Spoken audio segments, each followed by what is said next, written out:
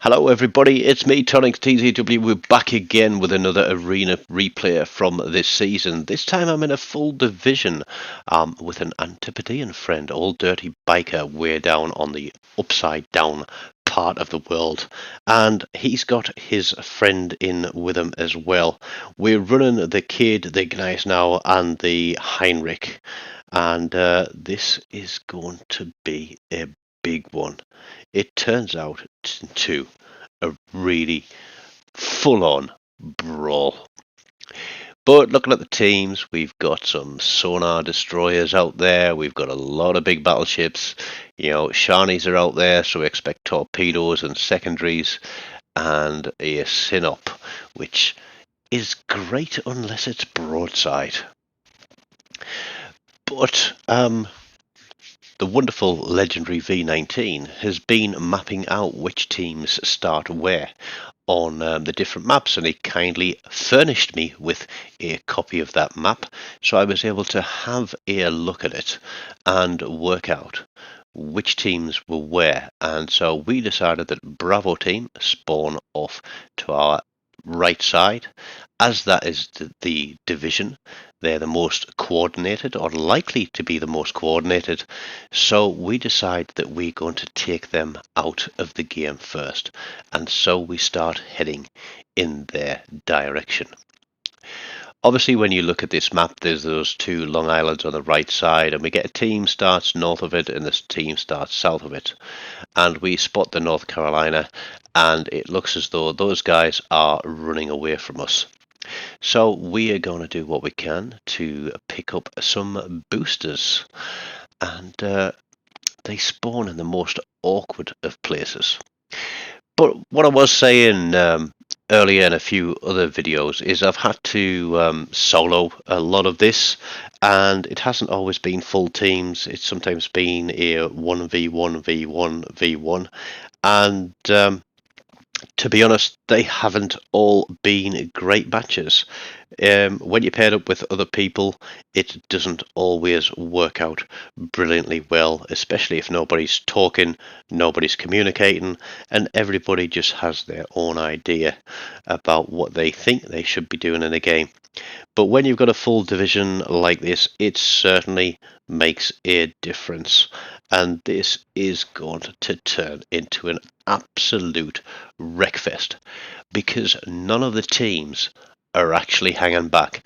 Nobody's waiting for everybody else to do the work. Everybody is pushing in, and they want to turn this into a Royal Rumble. Now, as I said, the boosters turn up in the most awkward of places. There's a reload booster behind us. Now, they are going to track across to the reload booster that is in front of us, and that's going to give us just a little edge in this battle. Now, I can see that the closest target is behind me. We're communicating all the time. It switches to the front, and I know that we were being followed by a Scharnhorst earlier, but I have no idea where their destroyer is. Is he pushing the cap, as the perceptive indicator is showing something off to my right side? There is already a ship on cap, so I'm thinking pick up this reload booster, and then we're going to have to turn in for this cap. But we get ship spotted. Literally everybody is pushing into the center of this one, but we snatch that reload booster and stop red team from picking that up. We're far enough away from the Scharnhorst. We're kind of judging where he might turn to, waiting for the torpedoes. We're not going to get them off before we complete the turn. There's a synop, so we know where orange team are. I think they've got the Z35 and the synop in division. Were they in division? I can't remember. But anyway, Scharnhorst has completed his turn. We're going to put the torps out there towards him. I've loved playing the Kid in this season of Arena. It isn't the best boat overall. I've seen and I've also played some of the radar destroyers, not radar destroyers, sonar destroyers, like the Z35. Every ship has its advantages and disadvantages. But what I found with the kid is you can get in and you can certainly smash some things around. And with Sims giving you a few extra hit points, you can afford to take a little bit of a beating, nip in, do the damage, get out. And there are a few great replays from this season going up on the channel over the next few days. I'll try and get them all on a single playlist. Obviously, I'm putting the good games on. I'm not putting the absolutely terrible games on where I get completely focused because my team runs the other way. But there we go. That Scharnhorst has taken torpedoes. We are now going to get them on fire. We've got one fire on them. We're keeping the guns on them. Just using this volume of fire to just keep rattling on him as much as we can. The only thing I'm concerned about here is spending too long in my smoke screen, but I want to make the most of it. I don't have sonar. I've got no detection against incoming torpedoes. There are still 2 destroyers out there. Shani is burning. It looks like we're going to have a kill on this one because he can't damage that one. So as he's sailing into the cap, we're still hitting him, hoping we might get some resets on him. But I'm not going to get the kill on that one. Dirty Baker does with his secondaries. But we don't sort of rest on our laurels. We get straight onto the next target. It is another Scharnhorst, and we are going to rain on him too. He gets absolutely slapped. But the Z35 gets him with a torpedo at the last second. So that was unfortunate because I think that kill probably should have been ours. Might be a little bit greedy, but hey, we did the work. So these guys have got the second reload booster. There's torpedoes coming out there. We don't know who it's come from, Z35 or the Cossack, but we are now going to push. I know both these guys have sonar. All I can do is use speed, maneuverability, and overwhelming firepower to do what I can to try and keep my guys safe and to push these destroyers into making mistakes that will cost them the game. I know that the DD is out on my front, obviously, running my perceptive indicator. I'm making sure that my detection ring is far enough away. I tell the guys I'm detected.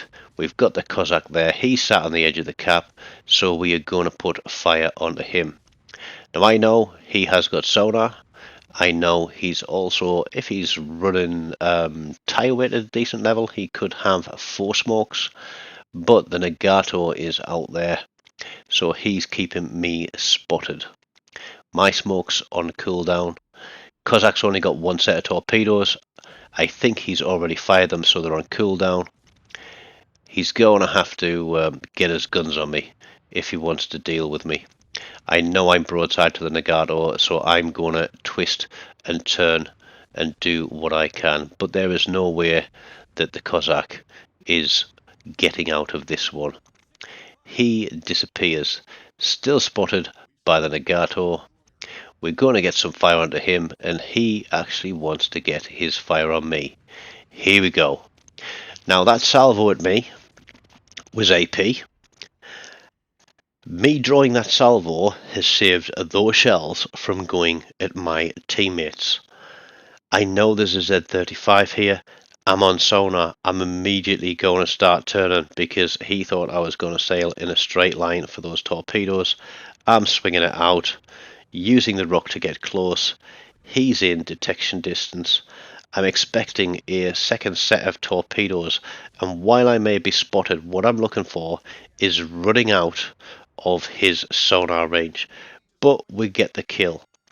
We carry on in a straight line for a little while. The Nagato goes out of the game as well. It is 3 ships versus 1. We have control of the cap. We've taken control of the game.